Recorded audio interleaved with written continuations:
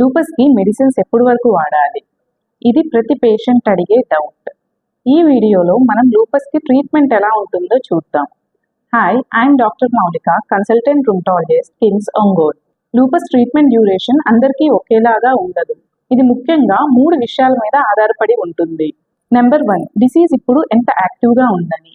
Number 2, organ involvement, అంటే skin joints మాత్రమే effect అయ్యాయా లేదా కిడ్నీస్, హార్ట్, బ్రెయిన్ ఎఫెక్ట్ అయినప్పుడు డ్యూరేషన్ అన్నది ఎక్కువ టైం ఉంటుంది.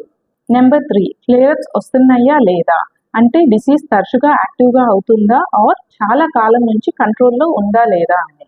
ట్రీట్మెంట్ మెయిన్గా స్టెరాయిడ్స్ అండ్ ఇమ్యునోసప్రెసివ్ మెడిసిన్స్తో స్టార్ట్ చేస్తాం. స్టెరాయిడ్స్ ఫ్లేయర్స్ని త్వరగా కంట్రోల్ చేస్తాయి. వన్స్ కంట్రోల్కి వచ్చాక స్టెరాయిడ్స్ని స్లోగా తగ్గించుకుంటా వచ్చి స్టాప్ చేస్తాం ఆర్ లోయెస్ట్ పాసిబుల్ డోస్ని ఉంచుతాం. ఆ తర్వాత డిసీజ్ కంట్రోల్లో ఉంది అంటే ఇమ్యునోసప్రెసివ్ మెడిసిన్లో కొన్ని మెడిసిన్స్ని స్టాప్ స్లోగా చేస్తాం. జనరల్గా హైడ్రాక్సిక్లోరోక్విన్ లాంటి మెడిసిన్ని లాంగ్ టర్మ్ కంటిన్యూ చేస్తాం.